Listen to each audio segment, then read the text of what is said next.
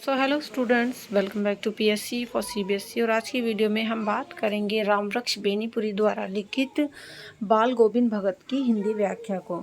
So I hope आप इस video को लास्ट तक देखेंगे ताकि ये पूरा लेसन आपको अच्छे से क्लियर हो जाए। तो चलिए पढ़ लेते हैं बाल गोविंद भगत के बारे में। इससे प्रीवियस चैप्टर्स के लिए आप डिस्क्रिप्शन बॉक्स चेक कर सकते हैं। मैंने इससे प्रीवियस सारे चैप्टर के explanation with important question answers आपको पहले ही प्रोवाइड कर रखी है। तो सारी वीडियोस के लिंक डिस्क्रिप्शन बॉक्स में अवेलेबल हैं। तो चलिए देख लेते हैं जो है हमारा ये बाल गोविंद भगत, इसकी कहानी को, उसकी स्टोरी को। तो वीडियो को लाइक और शेयर ज़रूर कर देना और चैनल को सब्सक्राइब कर लेना ताकि सारी वीडियोस आप तक ईजिली पहुंचती रहें। तो देखो, बाल गोविंद भगत जो है वो एक रेखा चित्र है और इस रेखा चित्र के माध्यम से लेखक ने एक ऐसे विलक्षण चरित्र का उद्घाटन किया है जो मनुष्यता, लोक संस्कृति और सामूहिक चेतना का प्रतीक है। यानी जो बाल गोविंद भगत हैं वो एक ऐसी पर्सनैलिटी है, एक ऐसा व्यक्तित्व है जो कि मनुष्यता के प्रतीक हैं, लोक संस्कृति और सामूहिक चेतना के प्रतीक हैं। वेशभूषा या बाह्य अनुष्ठानों से कोई सन्यासी नहीं होता। बाल गोविंद भगत जो हैं, जिनके बारे में ये कहानी है, तो वो केवल मतलब ऐसा नहीं है कि वो सन्यासी हैं भी और सन्यासी नहीं भी। वो आप जब पढ़ोगे इस लेसन को तब आपको पता चलेगा। तो कोई भी इंसान वेशभूषा या फिर बाहरी अनुष्ठानों से ही सन्यासी नहीं बन जाता। सन्यास का आधार जीवन के मानवीय सरोकार होते हैं। बाल गोविंद भगत इसी आधार पर लेखक को सन्यासी लगते हैं। ये पाठ सामाजिक रूढ़ियों पर भी प्रहार करता है। एक बहुत ही बड़ी सामाजिक रूढ़ी थी उस वक्त जिस पर ये इस लेसन ने प्रहार किया है। और इस रेखा चित्र की एक विशेषता ये है कि बाल गोविंद भगत के माध्यम से ग्रामीण जीवन की, यानी गांव का जो जीवन होता है, उनकी सजीव झांकी देखने को मिलती है। तो आइए देख लेते हैं बाल गोविंद भगत के बारे में। बाल गोविंद भगत, बात करेंगे बाल गोविंद भगत की। जो बाल गोविंद भगत थे वो मंझोले कद के गोरे चिट्टे आदमी थे। तो सबसे पहले हम उनकी जो पर्सनालिटी थी उसको देखेंगे। इनकी एज 60 साल से लगभग ऊपर की ही थी। इनके सफ़ेद बाल हो गए थे, लंबी दाढ़ी थी, है ना। तो सॉरी, मतलब लंबी दाढ़ी या जटा जूट तो नहीं रखते थे, लेकिन हमेशा उनका चेहरा सफ़ेद बालों से ही जगमग किए रहता। कपड़े बहुत ही कम पहनते थे बाल गोविंद भगत, और कमर में केवल एक लंगोटी मात्र पहनकर रखते थे। और सिर पर जो है वो कबीर पंथियों की सी कनफटी टोपी पहनते थे। कनफटी टोपी मतलब जो कान के ऊपरी हिस्से से एक साइड से फटी होती है। तो इस तरीके से वो कुछ कपड़े पहनते थे, मतलब बहुत कम कपड़े पहनते थे। एक लंगोटी पहनते थे और एक सिर पर जो है कनफटी टोपी पहनते थे। जब जाड़ा आता तो एक काली कमली ऊपर से ओढ़ लेते थे। और उनके माथे पर हमेशा चमकता हुआ रामानंदी चंदन, जो नाक के एक छोर से ही जो है औरतों के टीके की तरह शुरू होता। तो इतना बड़ा सा वो जो है रामानंदी चंदन लगाते थे, ठीक है। गले में तुलसी की जड़ों की एक बेडोल माला बांधे रहते थे। तो ये उनका कुछ व्यक्तित्व था जो कि वो दिखते थे इस तरीके से। वो उनका पहनावा है, उनकी वेशभूषा थी। चलो आगे बढ़ लेते हैं। ऊपर की तस्वीर से हमें यह नहीं मानना चाहिए कि बाल गोविंद भगत जो है वो साधु थे। नहीं, बिल्कुल गृहस्थ थे वो। उनकी शादी हुई थी, मतलब वो गृहस्थ जीवन जीते थे।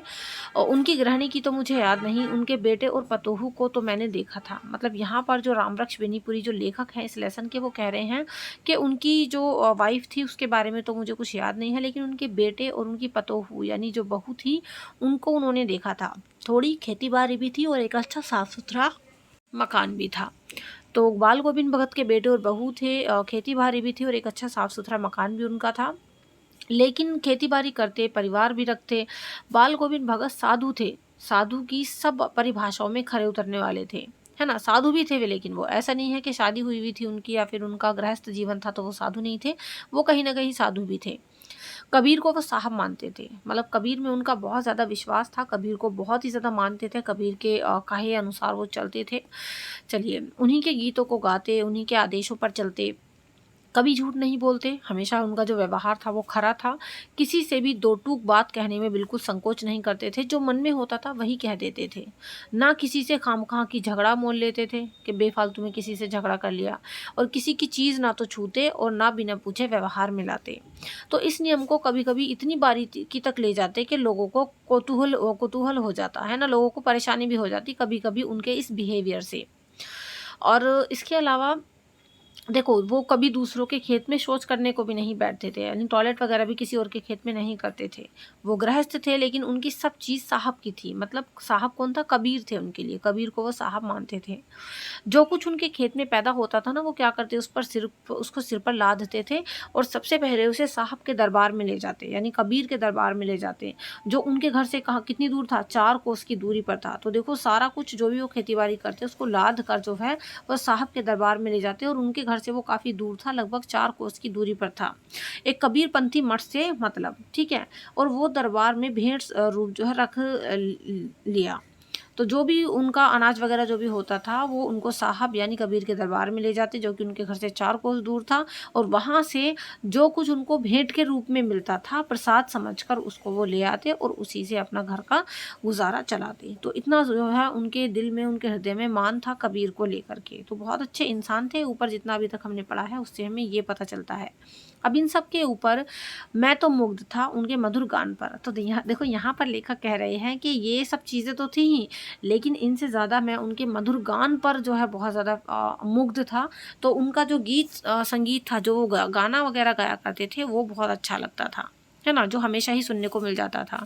कबीर के वे सीधे साधे पद जो उनके कंठ से निकलते सजीव उठते थे। मतलब जो वो गाते थे ना, तो वो भी कबीर के पद हुआ करते थे। कबीर के पद को वो गाते थे और ऐसा लगता था जैसे कि उनका गाना जो है वो बिल्कुल उसमें जान पड़ गई हो, सब कुछ सजीव हो उठा हो। आषाढ़ की रिमझिम है। अब देखो यहाँ पर एक मौसम है, मौसम के उस मौसम में, है ना, आषाढ़ की रिमझिम हो रही है, और उसमें जो है देखो यहाँ पर बाल गोविंद भगत क्या कर रहे हैं वो यहाँ पर लेखक बताएंगे। तो आषाढ़ की रिमझिम हो रही है, पूरा गांव खेतों में उतर पड़ा है, कहीं हल चल रहे हैं, कहीं रोपनी हो रही है, धान के पानी भरे खेतों में बच्चे उछल रहे हैं, और औरतें जो है वो कलेवा लेकर मेड़ पर बैठी हैं। खेतों में जो मेड़ होती हैं, औरतें वहाँ पर बैठी हैं। आसमान बादल से घिरा है, धूप का नाम नहीं है, ठंडी ठंडी हवाई चल रही है, और ऐसे ही अपने कानों में एक स्वर तरंग झंकार सी जो है कर उठी। मतलब बहुत अच्छा मौसम है, बहुत खुशनुमा और खूबसूरत मौसम है, और ऐसे में तुरंत कानों में कुछ जो है स्वर तरंग झंकार सी उठ गई। ये क्या थी? ये किस चीज़ की झनकार थी? ये क्या आवाज़ थी? ये कौन है? ये पूछना नहीं पड़ेगा, क्योंकि ये थे बाल गोविंद भगत। तो बाल गोविंद भगत ने वहाँ पर गाना शुरू कर दिया। बाल गोविंद भगत का पूरा शरीर कीचड़ में लिपटा हुआ था, और वो अपने खेत में रोपनी कर रहे थे। उनकी उंगली की एक एक धान के पौधों को पंक्तिगत खेत में बिठा रही थी। मतलब अपने हाथ से वो जो है एक एक धान के पौधों को जो है सही से लाइनवार लगा रहे थे, और उनका कंठ एक एक शब्द को संगीत के जीने पर चढ़ाकर कुछ और ऊपर की स्वर्ग की ओर भेज रहा था। मतलब वो पूरे मग्न होकर गा रहे थे, काम भी कर रहे थे और मग्न होकर वो गा भी रहे थे। और उनकी ये जो गाने थे ना, उसको सुनकर खेलते हुए बच्चे झूम उठते हैं, है ना? मेड़ पर खड़ी औरतों के होंठ कांप उठते हैं, तो वे गुनगुनाने लगती हैं। वो भी जो औरतें थी वो भी उनके पीछे पीछे गुनगुनाने लगती हैं। हलवाहों के पैर ताल से उठने लगते हैं, और रोपनी करने वालों की उंगलियां एक अजीब क्रम से चलने लगती हैं। तो बाल गोविंद भगत का ये संगीत नहीं था, ये तो एक जादू था। ठीक है, चलिए। तो बाल गोविंद भगत को गाने का इतना शौक था कि जब वो गाते थे तो वो केवल खुद ही इसको एंजॉय नहीं करते थे, बाकी सब जो है मंत्रमुग्ध हो जाते थे और उनके गाने में डूब जाते थे। आगे अगला देखो, भादों की वो अंधेरी अधरतिया। ठीक है, अब भादों का मौसम की यहाँ पर बात हो रही है कि अभी थोड़ी देर पहले ही बारिश खत्म हुई है, बहुत तेज़ बारिश पड़ी थी, वो खत्म हुई है। बादलों की गरज, बिजली की तड़प, है ना? तो इसमें आपने कुछ सुना नहीं होगा, लेकिन अब झिल्ली की झंकार या दादुनों की टर टर वो बाल गोविंद भगत के संगीत को अपने कोलाहल में डुबो नहीं सकती। उनकी खंजली डिमक डिमक कर बज रही है और वो गा रहे हैं। तो देखो यहाँ पर आप देख सकते हैं, बाल गोविंद भगत ने पूरा गांव एक तरीके से इकट्ठा कर लिया है और वो गा रहे हैं। खंजली उन्होंने हाथ में ले रखी है, और ये आप देख सकते हैं कि उन्होंने लंगोटी पहनी हुई है और ऊपर एक ऐसे ही जो है कमली ओढ़ी हुई है, और उनके हाथ में खंजली है जिससे वो गा रहे हैं। और देखो गाना कौन सा गा रहे हैं, यहाँ पर कुछ उसकी पंक्तियाँ भी ली हैं। गोदी में पियावा चमक उठे सखिया, चिहुक उठे ना। हाँ पिया तो गोद में ही है, किंतु वह समझती है वह अकेली है। चमक उठती है, चीख उठती है ना? तो ये कुछ लाइन्स हैं जो वो गा रहे हैं, और पूरा जो है एकदम मगन होकर के गा रहे हैं। तो उसी भरे बादलों वाले भादों की आधी रात में उनका ये गाना अंधेरे में एकदम से कौंध उठने वाली बिजली की तरह किसी को ना चौंका देता, बिल्कुल चौंका देता। तो इतने अच्छे से तो वो गा रहे थे। अरे अब सारा संसार बिल्कुल निस्तब्धता में सोया है, और बाल गोविंद भगत जो है वो आधी रात को इतने मतलब तन्मयता के साथ गा रहे हैं। उनका संगीत इतनी रात को भी जाग रहा है। तेरी गठरी में लगा चोर मुसाफिर जाग ज़रा। तो ये उनके लाइन्स हैं जो वो गाए जा रहे हैं और सब इसको एंजॉय भी कर रहे हैं। वैसे लगभग सब सोए हुए हैं।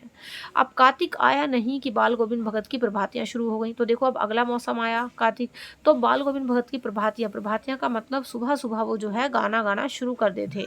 और ये जो सफ़र था उनका ये सफ़र जो था वो फागुन तक चलता था। ठीक है, फागुन तक ये उनकी प्रभातियाँ चलती थी। और इन दिनों क्या होता था, वो सवेरे ही उठते थे, न जाने किस वक्त जाकर वो नदी में स्नान भी कराते थे, गांव से 2 मील दूर जाकर। वहां से नहा धोकर लौटते और गांव के बाहर ही पोखरे के ऊंचे भिंडे पर अपनी खजड़ी ले जाकर वो बैठते और अपने गाने टेरने लगते, मतलब इतने ठंड के मौसम में भी।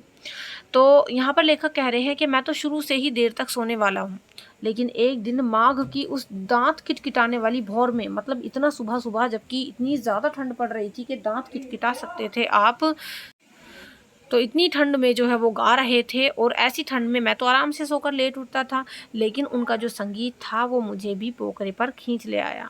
अभी आसमान के तारों पे के दीपक बुझे नहीं थे, मतलब अभी आसमान में हल्के हल्के तारे दिख रहे थे, इतनी ज़्यादा सुबह हो रही थी, है ना। पूरब में लोही लग गई थी जिसकी लालिमा को शुक्र तारा और बढ़ रहा था। खेत बगीचा घर सब चीज़ों पर अभी कुहासा छा रहा था, कोहरा हो रहा था, इतनी ज़्यादा ठंड थी और सुबह का वक्त था। और साथ सारा जो वातावरण था वो अजीब रहस्य से डूब उठा था। उस रहस्यमय वातावरण में एक कुश की चटाई पर पूरब मुंह काली कमली ओढ़े, है ना। तो देखो इतना सुबह सुबह जब कोहरा छाया हुआ है चारों तरफ, दांत किटकिटाने वाली सर्दी पड़ रही है, जनमन सब सोए पड़े हैं, मतलब इतनी सुबह सुबह में। तो उस समय जो है लेखक की आंखें खुलती हैं बाल गोविंद भगत के गाने से, और वो देखते हैं कि सुबह सुबह के टाइम जो है चटाई पर पूरब की ओर मुंह करके काली कमली ओढ़कर बाल गोविंद भगत अपनी खंजड़ी लिए बैठे थे। और उनके मुंह से शब्दों का तांता लगा था, मतलब एक के बाद एक राग उन्होंने छेड़ रखा था और उनकी अंगुलियां खंजड़ी पर लगातार चल रही थी। और वो गाते गाते इतने मस्त हो जाते, इतने सुरूर में आ जाते कि वो बहुत ही एक्साइटेड हो उठते। मालूम होता है कि अभी वो खड़े हो जाएंगे गाते गाते, और उनकी कमली तो बार बार उनके सिर से नीचे सरक जाती। मैं जाड़े से कपकपा रहा था। यहाँ पर लेखक कह रहे हैं कि वो जाड़े से कपकपा रहे थे, लेकिन तारे की छाव में भी उनके मस्तक के श्रम बिंदु जब तक चमक ही पड़ते। तो इतना ज़्यादा तन्मयता के साथ यहाँ पर बाल गोविंद भगत गा रहे थे कि उन्हें ठंड भी अनुभव नहीं हो रही थी। अब देखो अगला मौसम आ गया है। गर्मियों में उनकी संध्या कितनी उमस भरी शाम को ना शीतल करती, मतलब गर्मियों के मौसम में कितनी ज़्यादा गर्मी हुआ करती थी, लेकिन जब वो गाने बैठते तो वो गर्मी भी दूर हो जाती और कहीं ना कहीं ठंडक प्रदान करती। और इतनी गर्मी के मौसम में वो क्या करते कि अपने घर के आंगन में आसन जमा कर बैठ जाते। गाँव के उनके कुछ प्रेमी भी जुट जाते, मतलब उनके जो संगीत को प्रेम करने वाले लोग थे, जो उनसे प्रेम रखते थे, वो सभी लोग गांव के जुट जाते थे, क्योंकि उनको बाल गोविंद भगत का संगीत सुनना होता था। खंजड़ियों और करतालों की भरमार हो जाती, एक पद बाल गोविंद भगत कह जाते और उनकी प्रेम मंडली उसे दोहराती, मतलब वो एक जो है सुर छेड़ते और प्रेम मंडली जो उनके प्रेम करने वाले लोग थे वो उसको दोहराते तिहराते, है ना।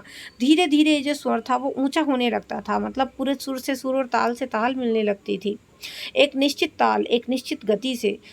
और उस ताल स्वर के चढ़ाव के साथ श्रोताओं के मन भी ऊपर उठने लगते थे, मतलब जो सुनने वाले थे वो भी मंत्रमुग्ध हो जाते थे। धीरे धीरे तन मन पर हावी हो जाता और होते होते एक क्षण ऐसा आता कि बीच में खंजड़ी लिए बाल गोविंद भगत जो है वो नाच रहे हैं और उनके साथ ही सबके तन और मन नृत्यशील हो उठे। तो इतना ज़्यादा मतलब एक माहौल ऐसा बन जाता था कि बाल गोविंद भगत उठ के नाचने लगते थे अपनी खंजड़ी बजाते बजाते, गीत गाते गाते, और उनके साथ जो बाकी लोग होते थे वो भी नाच उठते थे और सारा आंगन नृत्य और संगीत से भर जाता, जैसे कि आप इस चित्र में ऊपर देख सकते हैं। तो ये रहा बाल गोविंद भगत जिन्होंने पूरा माहौल बना रखा है और जो खंजड़ी बजा रहे हैं और सभी गांव के लोगों को अपने साथ नचा रहे हैं। मतलब ये उनके संगीत का एक जादू था, जादू ही था, उनका संगीत नहीं था, उसको हम जादू ही कह सकते हैं। चलिए आगे है। अब देखो यहाँ पर हमने सारे मौसम देख लिए हैं कि किस मौसम में उनका जो संगीत को लेकर के प्रेम था वो कितना जो है ऊपर तक चला जाता था।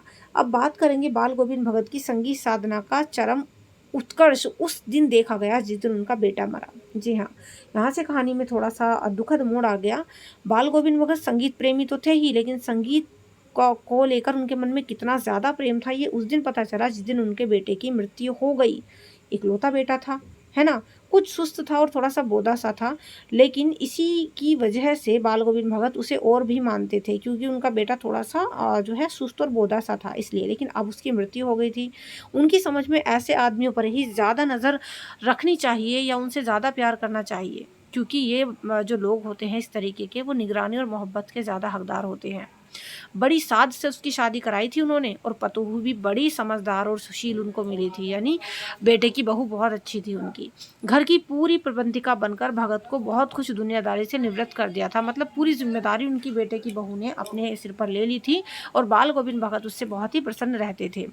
उनका बेटा बीमार है इसकी खबर रखने की लोगों को फुर्सत कहाँ थी, लेकिन मौत तो अपनी ओर सबका ध्यान खींच कर ही रहती है। हमने सुना कि बाल गोविंद भगत का बेटा मर गया है ना। हमने यहाँ पर कौन कह रहा है, ये लेखक कह रहे हैं कि मुझे पता चला बाल गोविंद भगत का बेटा मर गया है, तो इसलिए मैं जल्दी से उनके घर गया।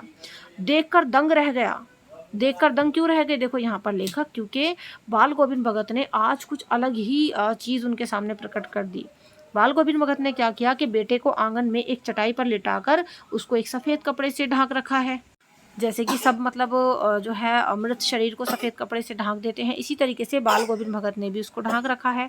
और वह कुछ फूल तो हमेशा ही रोपते रहते, उन फूलों में से कुछ तोड़कर उस पर वहाँ पर बिखरा दिए हैं। फूल भी हैं और तुलसी भी है। सिराह ने एक चिराग जला दिया है, जैसे कि जब किसी की मौत होती है तो पूरा जो माहौल होता है वो उन्होंने कुछ उसी तरीके का बना रखा था। और उसके सामने ज़मीन पर ही वो आसन जमाए गीत गा रहे थे। वही पुराना स्वर, वही पुरानी तल्लीनता, मतलब बेटे की मृत्यु के दिन भी वो गीत गा रहे हैं। घर में पतोहू रो रही है, पतोहू का मतलब उनकी बहू, वो रो रही है और गांव की औरतें उसको चुप करा रही हैं, लेकिन बाल गोविंद भगत वो तो गाए ही जा रहे हैं। गाते गाते कभी पतोहू के नज़दीक भी जाते और उसे रोने के बदले उत्सव मनाने को कहते। उत्सव मनाने का मतलब उससे कहते कि तुम रो मत बेटा, टेंशन मत लो, आज तो आत्मा परमात्मा के पास चली गई है। ठीक है, तो यहाँ पर वो अपनी बेटे की बहू को समझा रहे हैं कि आज तो आत्मा परमात्मा से मिल गई है, तो रोने की क्या बात है, इससे बढ़कर आनंद की बात कौन सी हो सकती है ना। और यहाँ पर लेखक कह रहे हैं कि मैं सोचता था कभी कभी कि बाल गोविंद भगत पागल तो नहीं हो गए हैं, लेकिन नहीं, वो कुछ वो कह रहे थे उसमें उनका विश्वास बोल रहा था, उस चीज़ पर उनका बहुत ही बिलीव था। चलिए आगे देख लेते हैं। अब देखो, बेटे की क्रियाकर्म में तूल नहीं किया, बतहू से ही उन्होंने आग दिलाई, है ना। अपने बेटे की बहू से ही उसको जो है मुखाग्नि उन्होंने दिलाई। किंतु जो ही श्राद्ध की अवधि पूरी हो गई तो उन्होंने पतोहू के भाई को बुलाकर उसको उसके साथ कर दिया। पतोहू का भाई का मतलब अपनी जो बहू थी उनकी बेटे की बहू, उसके भाई को बुलाया और कहा कि तुम इसे अपने साथ ले जाओ, और ये आदेश दिया साथ में कि जाकर इसकी दूसरी शादी करा देना। तो देखो, आप इमेजिन कर सकते हैं उस ज़माने में बाल गोविंद भगत की सोच इतनी ज़्यादा मॉडर्न कह सकते हैं, इतनी ज़्यादा दूरगामी की थी कि वो उस टाइम में ये कह रहे थे कि जाओ इसकी दूसरी शादी करा देना, जबकि विधवा विवाह विवाह बहुत बड़ी बात मानी जाती थी तब। तो इधर पतोहू का रो रो कर बुरा हाल था, वो कह रही थी कि मैं नहीं जाऊंगी, क्योंकि मैं चलेगी तो आपके लिए खाना कौन बनाएगा, आप बीमार पड़ गए तो आपके लिए जो है आपका काम कौन करेगा, आपको तो कोई चुल्लू भर पानी भी नहीं देगा। तो मैं पैर पड़ती हूँ, मुझे अपने चरणों से अलग मत करिए, मुझे यहीं पड़ी रहने दीजिए, मैं आपकी सेवा करूँगी। लेकिन नहीं, बाल गोविंद भगत बिल्कुल नहीं माने, और आखिरी दलील उन्होंने ये दी कि अगर तुमने मेरी बात नहीं मानी तो मैं जो है इस घर को छोड़ करके चला जाऊंगा। तो फिर बेचारी क्या करती, उसको इस बात को मानना ही पड़ा, और जब उसको बात को मानना पड़ा तो फिर वो चली गई। अब देखो आगे क्या हुआ, बाल गोविंद भगत की मौत उन्हीं के अनुरूप हुई। अब यहाँ पर कहानी का लास्ट हो रहा है, क्योंकि बाल गोविंद भगत जो है, क्योंकि वो बूढ़े हो गए थे तो उनकी मृत्यु भी नज़दीक आने वाली थी। हर साल की तरह जो है गंगा स्नान वो करने जाते, और स्नान पर उतनी आस्था नहीं रखते जितना संत समागम और लोक दर्शन पर। तो पैदल ही जाते थे, इतनी लंबी यात्रा वो पैदल ही करते थे। करीब 30 कोस पर जो है गंगा थी। 30 कोस बहुत दूर होता है, तो इतनी दूरी पर गंगा थी, और साधु को संबल लेने का क्या हक, और गृहस्थ किसी से भिक्षा क्यों मांगे। तो इसलिए जो बाल गोविंद भगत से वो घर से खाकर ही चलते थे, और फिर घर लौट कर ही खाते थे। मतलब इतने ज़्यादा वो अपनी जो है पालनों के पक्के, अपनी जो है चीज़ों के पक्के थे कि जो वो घर से खाना खाकर ही चलते और फिर घर वापस लौट कर ही खाते थे। और रास्ते भर में खंजड़ी बजाते, जहाँ प्यास लगती पानी पी लेते, 4-5 दिन आने जाने में लगते, लेकिन इतने लंबे उपवास में भी वही मस्ती उनकी रहती। बुढ़ापा भी आ गया था, लेकिन टेक वही जवानी वाली थी। इस बार लौटे तो तबीयत कुछ सुस्त थी, मतलब इस बार जब गंगा स्नान के बाद लौटे तो तबीयत उनकी कुछ ठीक नहीं थी। खाने पीने के बाद भी तबीयत नहीं सुधरी, थोड़ा बुखार आने लगा, क्योंकि बेटे की बहू भी चली गई थी जो उनका ध्यान वहाँ पर रखती थी पहले। तो अब बुढ़ापा भी आ रहा था, किंतु नेम व्रत तो छोड़ने वाले थे नहीं। वही दोनों जून गीत, स्नान ध्यान, खेती बाड़ी देखना, तो काम सारा वो उसी मेहनत और लगन से कर रहे थे। दिन दिन छीजने लगे।